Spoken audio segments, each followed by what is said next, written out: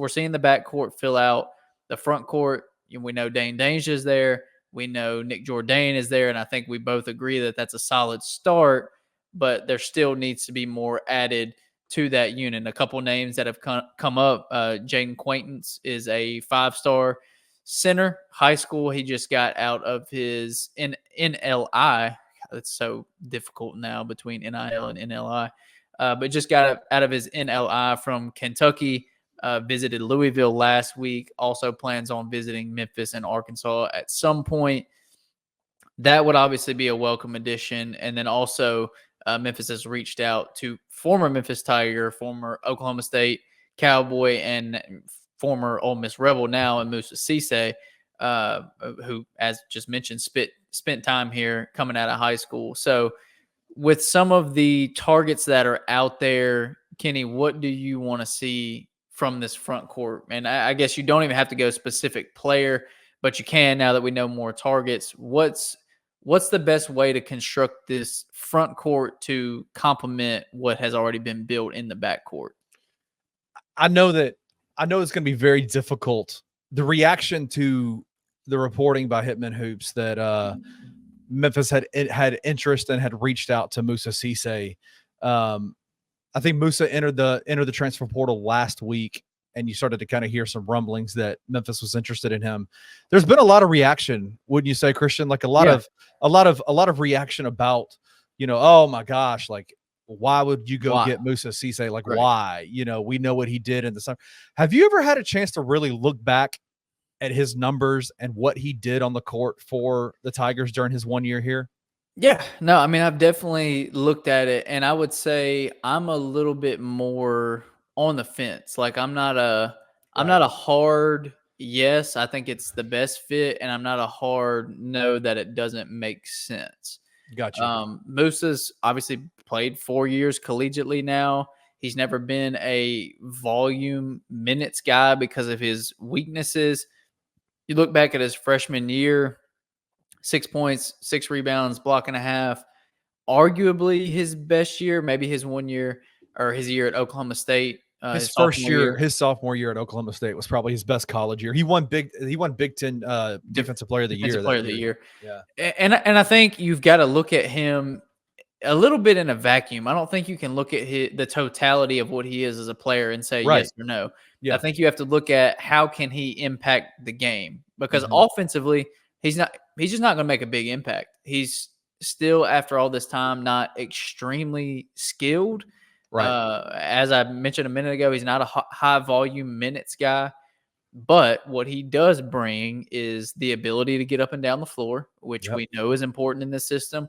We've seen him be at least somewhat effective, maybe not an elite level of effectiveness, but at least somewhat effective in this system. He can get up and down the floor, and he can be a rim protector, and that's what he is. So do I think if you get Musa Cisse in the fold, do I think he's a major needle mover? No. But do I think he can serve a role on this team in a solid way? Yeah, I do, because I know he can move. I know he can get up and down the floor, and I know he can block shots, and those things you can't really question. And he can rebound as well. I feel like this is we remember, because we were covering the team back then, but we remember when Musa was being recruited out of high school, out of Lausanne Prep Academy. It was a 5-star top. I can't even. Do you remember his rankings on 247? He was like top 10 center in his class that year, right? Like, I mean, he was way up there, top 5 maybe. I mean, he was highly sought after. Yeah, he was the number 2 center in the country, number 12 overall player. I mean, unbelievable. Like, that, the expectations placed on him. And me and you had seen him quite a few times. Yeah. And I think we were kind of pumping the brakes a little bit when Musa did end up committing to Memphis, of like, hey, listen, you have to understand what he is as a basketball player right now. He is a very raw, I would say in a lot of ways, unskilled, but highly effective in what he does well. He's highly effective at that. Yes. And so knowing as he's coming into this year, like, you need him to be a defensive stopper. You don't need him to be a threat on the offensive end of the floor. But yet he was so highly rated and so highly sought after that I think there was an expectation kind of placed on him that he was going to be this certain kind of a guy, right? Yeah. And then another thing I think that kind of plays a role in the way that people are viewing this idea of Musa coming back to Memphis is, let's not forget that was like the year that COVID had basically shut this country down to the point where we weren't able to go cover the games the way that we used to. We weren't able to everybody was watching them on TV like everybody else was. We weren't able to really see kind of the practices on what was going on behind the scenes and how things were going with Musa, to the point where I feel like he was a super under covered big that Memphis has had. Because if you think about under Penny Hardaway's tenure, think about the bigs that he's had at Memphis. He's had James Wiseman for, albeit a short amount of time. He had James Wiseman. He had Precious Achiuwa that same year. Then the next year was it? Yeah, it was Musa and DeAndre he brought in. Yeah. And then Jalen Duren. Then it was Jalen Duren with DeAndre. And then it was Jordan Brown this past year. It was Nick Jourdain. And so these are the guys that he's had. He has had extremely talented big men, guys that are playing professionally, whether it be in the NBA or overseas. He's had really good guys on his roster that make up his front court.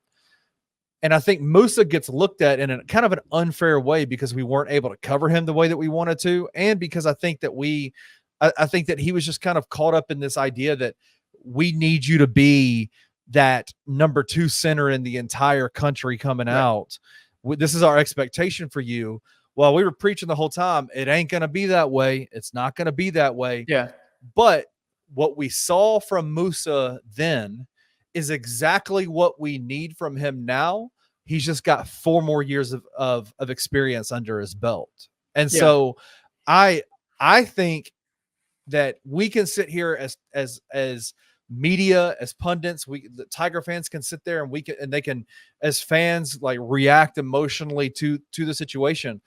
But I would honestly say, man, like reconsider your decision on how you feel about Musa Cisse coming back to Memphis, because I think he is a perfect fit for what Penny Hardaway needs, because he doesn't need the ball, and Penny Hardaway's offense runs better when his bigs don't need the ball. Yeah. But everything else he does well, he's very effective at, and it fills a massive need for this Tiger program. And let's not forget, he's also going to be off the bench. Like he's not going to be a starter for this team. He's not going to get starters minutes. That role is going to Dane Danger. Like that's who that's going to be. And so I think as a backup 5 to Dane, I think it's a perfect fit. Yeah. In all honesty. Yeah, I think it works mainly because of what you just said, is that he's not commanding the ball. He's going to do what he's effective at regardless of who's on the floor with him or how many minutes he's playing. So it makes sense. I know it's not the most exciting thing. I know it's, like I said, I don't think it's a huge needle mover. I think it's an effective piece, but I don't think it makes this team much better, and I don't think they're much worse without him. So if they do get him, I think it's a solid addition, but it's not anything insane. It doesn't take Memphis from, a top 50 team to a top 20 team, and nobody's saying that, nobody's claiming that, but it builds a stronger core with the team that they just don't have, there's not many names on this roster at the moment.